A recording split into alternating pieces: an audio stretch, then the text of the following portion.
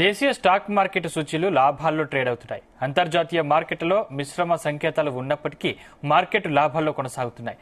గత వారాంతంలో భారీ నష్టాలు ముగిసిన స్టాక్ మార్కెట్లు మళ్లీ లాభాల పాట పట్టాయి.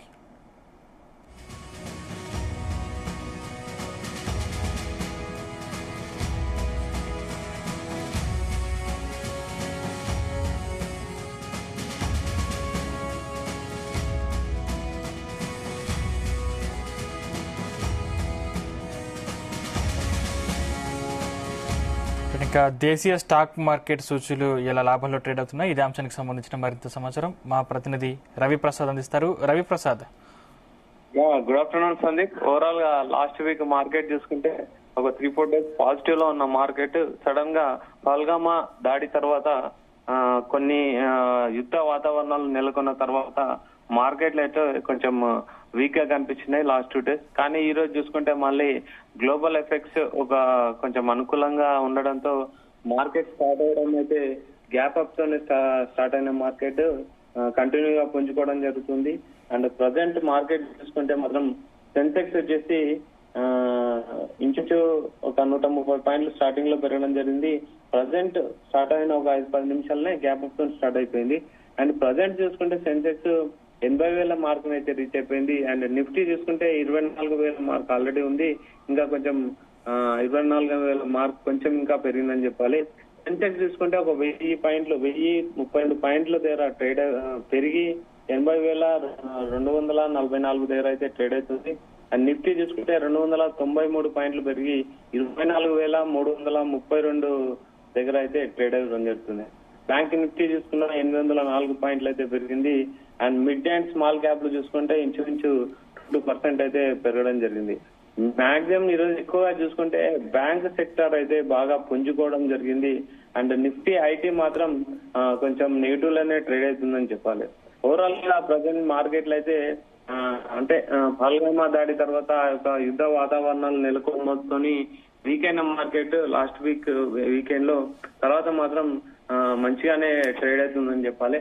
అండ్ ఓవరాల్ గా ఇంటర్నేషనల్ మార్కెట్ లో కూడా మనం గోల్డ్ న్యూస్ కూడా చూసుకున్న స్పాట్ గోల్డ్ వచ్చేసి 3,285 ఔన్స్, ఒక ఔన్స్ వచ్చేసి $3,285 అయితే ట్రేడ్ అవుతుంది. స్పాట్ సిల్వర్ ఇంటర్నేషనల్ మార్కెట్ లో చూసుకుంటే $32.83 పర్ ఔన్స్ వచ్చేసి అయితే ట్రేడ్ అవుతుంది. And compare to dollar rupee value వచ్చేసి 85.2 దగ్గర అయితే ట్రేడ్ అవడం జరుగుతుంది. అండ్ మన లోకల్లో హైదరాబాద్ లో గోల్డ్ ఒక మార్కెట్ చూసుకుంటే పర్ గ్రామ్ వచ్చేసి 9,813 దగ్గర అయితే ట్రేడ్ అవడం జరుగుతుంది. అండ్ సిల్వర్ వచ్చేసి పర్ కేజీ వచ్చేసి 98,697 దగ్గర అయితే ట్రేడ్ అవడం జరుగుతుంది. ఓవరాల్ గా ఈ రోజు చూసుకుంటే బ్యాంకింగ్ సెక్టార్ లో మాత్రం బాగా పుంజుకున్నాయని చెప్పాలి. ఐటీ సెక్టార్ మాత్రం బాగా డల్ అన్నాయని చెప్పాలి.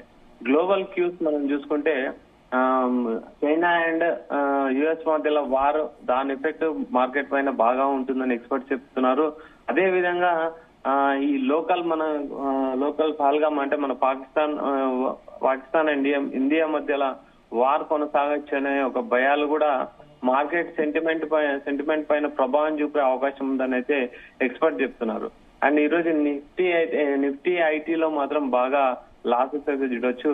అండ్ సెన్సెక్స్ అండ్ నిఫ్టీ మాత్రం 1% అయితే బాగా పెరిగింది. ముఖ్యంగా చూసుకుంటే రిలయన్స్ ఇండస్ట్రీస్ సంబంధించిన కంపెనీ షేర్లు అయితే బాగా పుంజుకోవడం జరుగుతుంది.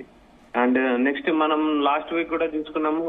స్టార్టింగ్ 2-3 రోజులు అయితే పాజిటివ్ గా ఉండే కారణం ఏంటంటే ట్రంప్ యొక్క టారిఫ్లు పాస్ చేసిన తర్వాత మాత్రం స్టార్టింగ్ లో మాత్రం కొంచెం పాజిటివ్ లోనే కనిపించింది. కానీ తర్వాత చూసుకుంటే మాత్రం యుద్ధం ఎఫెక్ట్ వల్ల అయితే మొత్తం నెగిటివ్ లోనే కనిపించింది.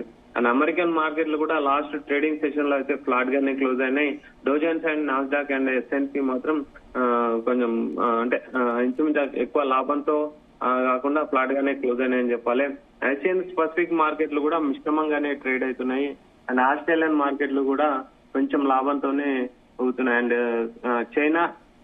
చైనాకు సంబంధించిన మార్కెట్లు కూడా ఫ్లాట్ గానే ట్రేడ్ అవుతున్నాయి. ఓవరాల్ గా ప్రజెంట్ నెగిటివ్ ఒక యుద్ధ వాతావరణాలు తప్ప నెగిటివ్ సంబంధించింది అయితే క్యూస్ అయితే ప్రజెంట్ ఏం లేవని చెప్పాలి.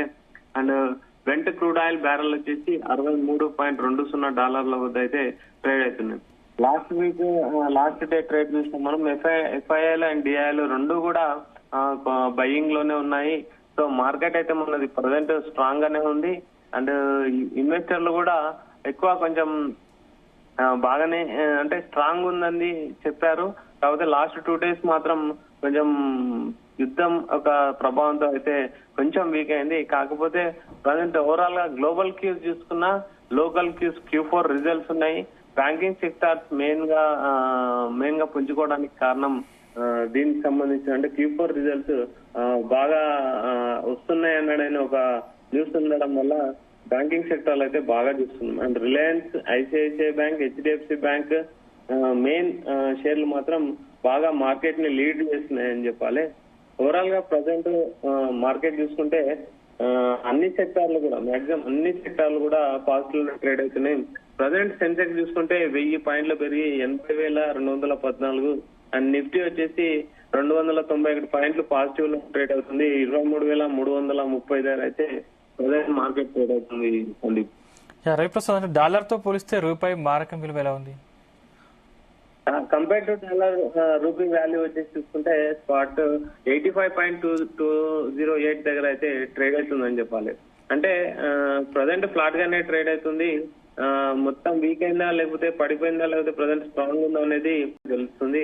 ప్రజెంట్ అయితే ఫ్లాట్ గానే compare to dollar rupee value అయితే ట్రేడ్ అవుతుందని చెప్పాల్సింది. Thank you Ravi Prasad.